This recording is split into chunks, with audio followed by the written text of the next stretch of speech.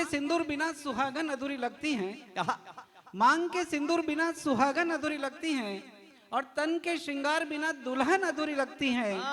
बात चाहे लाख करो यारो, मगर जब तक दिल से दिल की बात न हो, हर बात अधूरी लगती है। वाह वाह वाह वाह। एक और चार पंक्तियां। अच्छा, जब दिल की बात होती है ना तो नौजवानों से ज्यादा तो बुजुर्ग खुश हो जाते हैं। किसी की मुझे दो पंक्तियां याद आती हैं कि गिराकर हुस्न की बिजली मेरा दिल फूंक देती है, मैं उसको फूल देता हूं वो मुंह पर थूक देती है। क्या बात, इसके बावजूद भी प्रसन्नता होती है। स्वागत है। चार पंक्ति और। मैंने यहाँ सच को भी झूठ तले दबते देखा है, मैंने यहाँ सच को भी झूठ तले दबते देखा है, और हिम शिलाओं पर भी पावों को जलते देखा है। वाह वाह। कौन अपना है और कौन पराया, कैसे तुम्हें बतलाऊं, अरे मैंने तो यहाँ अपनों से ही अपनों को लूटते देखा है, मैंने तो यहाँ अपनों से ही अपनों को लूटते देखा है। एक और चार पंक्तियां। स्वागत है। आजकल घोड़ा भी घास से दोस्ती कर रहा है, आजकल घोड़ा भी घास से दोस्ती कर रहा है, और शेर भी बकरी के साथ एक ही घाट पर पानी पी रहा है। अरे कल तक जो थे एक दूसरे के दुश्मन, आज गले मिल रहे हैं। लगता है दोस्तों देश में चुनाव आ रहा है, लगता है दोस्तों देश में चुनाव आ रहा है। वाह वाह वाह। कुछ पंक्तियां और बंद देना चाहूंगा कविता के माध्यम से। स्वागत है सर। देखिए, हमारे देश में कितनी विडंबना होते हुए भी हम कहते हैं कि मेरा भारत महान।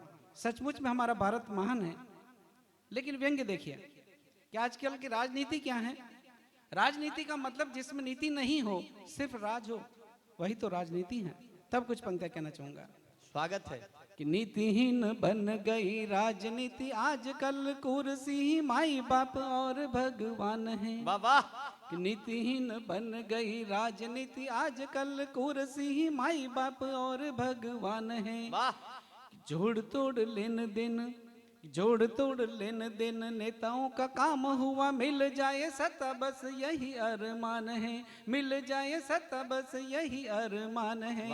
कि जनता तो भूखे मरे नेताओं के घर भरे, जनता तो भूखे मरे नेताओं के घर भरे, कैसी आजादी न रोटी कपड़ा मकान है। सिद्धांतों की होली जले, सिद्धांतों की होली जले, सिद्धांतों की होली जले, स्वार्थ के पल तले, कहते हैं तो भी मेरा भारत महान है, कहते हैं तो भी मेरा भारत महान है।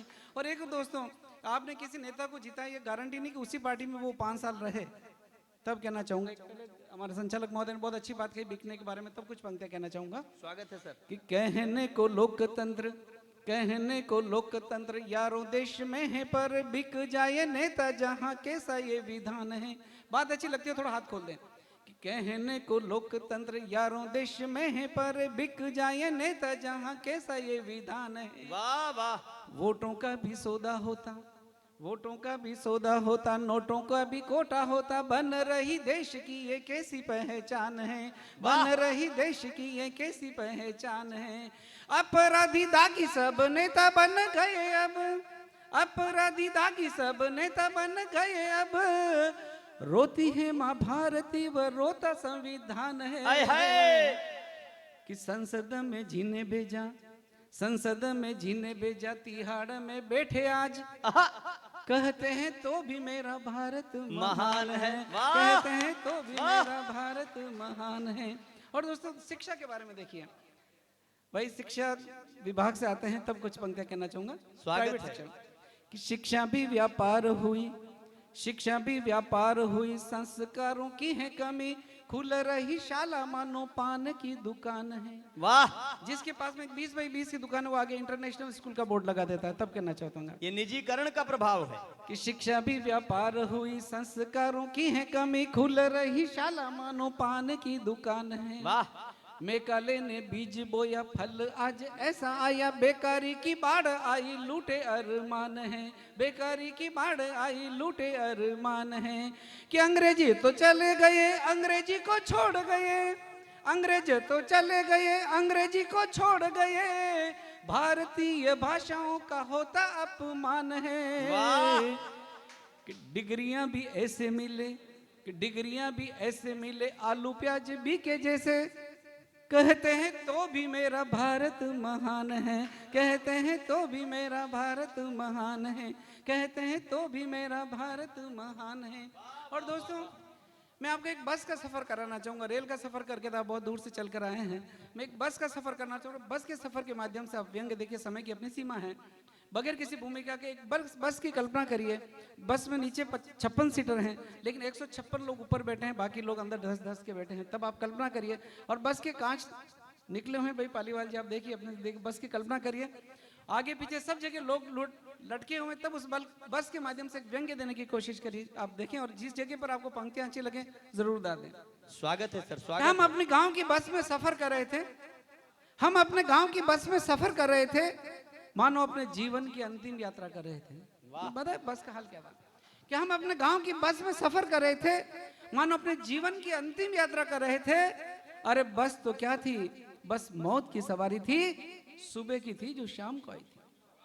वाह, सुबह की थी जो। और हम लोगों को पेशेंस देखिए, जो पैसेंजर उनके धैर्य देखिए कि भाई बस क्यों नहीं आई। बोले बारात छोड़ने चली गई, तो लोग बोले कोई बात नहीं, बाद वाली आ जाएगी। इतना धैर्य केवल हमारे लोगों में ही हो सकता। तब कहना चाहूंगा कि हम अपने गांव की बस में, आपके कचबुच में ऐसे होता है, छकड़े में 40 लोग बैठते, तब पता नहीं पड़ता चला कौन रहा है।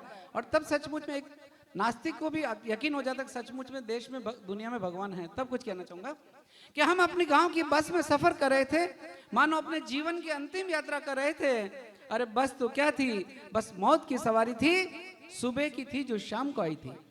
हमने बस में चढ़ने को जो ही खिड़की के हैंडल पर हाथ लगाया, मैं धड़ाम से नीचे गिराया। वो तो किस्मत ठीक थी कि मैं बच गया, सिर्फ खरोंचों से काम चल गया। दो भले आदमियों ने उठाया और अंदर धसाया, दो भले आदमियों ने उठाया और अंदर धसाया।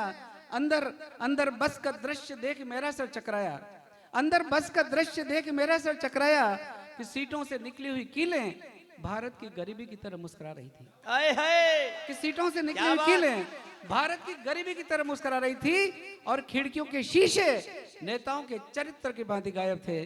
क्या बात, वाह, नेताओं के चरित्र की भांति गायब थे। वाह, प्याज की परतों की भांति एक दूसरे से चिपक रहे थे लोग, प्याज की परतों की भांति एक दूसरे से चिपक रहे थे लोग, पसीने से परेशान हैरान हो रहे थे लोग। हमने अपने पड़ोस वाले टुनटुन से शरीर वाले महाशय से कहा, भाई साहब आप धक्का क्यों दे रहे हैं, घंटे भर से हम आपकी हरकत सह रहे हैं। तो पुलिसी अंदाज में कड़क कर वो बोला कि मैं धक्का कहां दे रहा हूं, और मैं तो सिर्फ सांस ले रहा हूं, और तू कहे तो मैं वो भी न लूं। हमने कहा नाना, अभी से स्वतंत्र देश के नागरिक हैं, जो चाहे सो करिए। खैर बस चढ़ी, बस के चलते ही बस हो गई खड़ी, न कोई सवारी उतरी ना कोई चढ़ी। हमने एक सज्जन से पूछा कि भाई साहब ये बस क्यों बेमतलब खड़ी है, कि भाई साहब ये बस क्यों बेमतलब खड़ी है, और वैसे भी अभी तक तो ये भारत के विकास की तरह चली है। वाह, वाह, और वैसे भी अभी तक तो ये भारत के विकास की तरह चली है।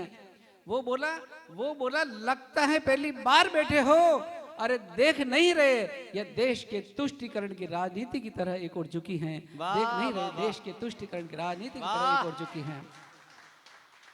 अब कंडक्टर, क्योंकि बस मैंने बताया ना ऊपर भी उतने लोग थे, झुकने लगी, तब क्या करता है कंडक्टर ऊपर वाली सवारियों को दूसरी तरफ सरकाता है और फिर कहता है कि देख नहीं रहे देश के तुष्टीकरण की राजनीति की तरह एक और झुकी है। अब कंडक्टर ऊपर वाली सवारियों को एक और एडजस्ट कर रहा है और आपके सुखद यात्रा की तैयारी कर रहा है।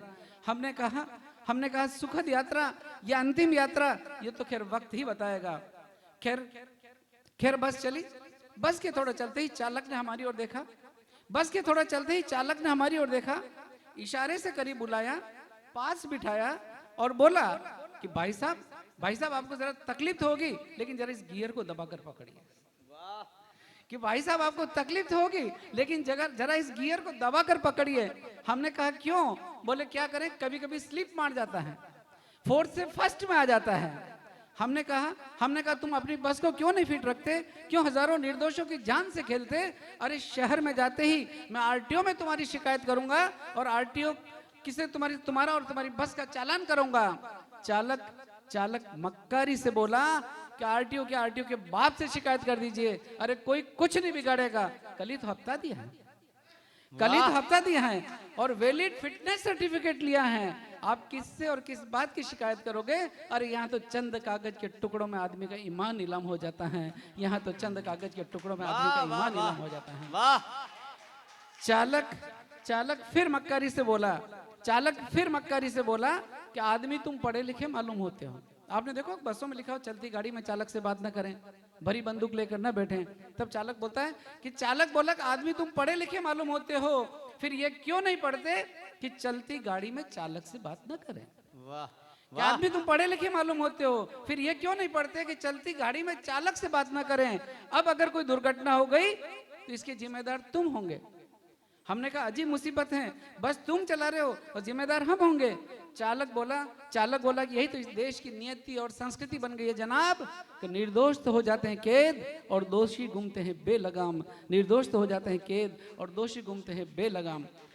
हम भयभीत हुए, मन ही मन हनुमान चालीसा का पाठ शुरू किए। इतने में मेरी मंजिल आ गई और मैं सकुशल घर पहुंच गया। मगर दोस्तों चालक के वो शब्द आज भी मुझे झकझोर रहे हैं, सोचने को विवश कर रहे हैं कि आखिर कब तक मेरे इस देश में नैतिकता यूं ही नोटों की खातिर नीलाम होती रहेगी। आखिर कब तक मेरे इस देश में ये नैतिकता यूं ही नोटों की खातिर नीलाम होती रहेगी। और आखिर कब तक नारी भोग विलास का सामान बनकर तंदूर में सिकती रहेगी। और आखिर कब तक देश की जनता महंगाई के पाटों के बीच में पीसती रहेगी। और आखिर कब तक बेईमान और गद्दारों के कर्मों की गाड़ी इस देश की गांव और वाह गलियों में- वाह वाह वाह वाह वाह वाह वाह कि आखिर कब तक मेरे देश में नैतिकता यूं ही नोटों की खातिर नीलाम होती रहेगी। और आखिर कब तक नारी भोग विलास का सामान बनकर तंदूर में सिकती रहेगी। और आखिर कब तक देश की जनता महंगाई के पाटों के बीच में पीसती रहेगी। और आखिर कब तक बेईमान और गद्दारों के कर्मों की गाड़ी इस देश की गांव और गली गली में यह सरपट दौड़ती रहेगी। और आखिर कब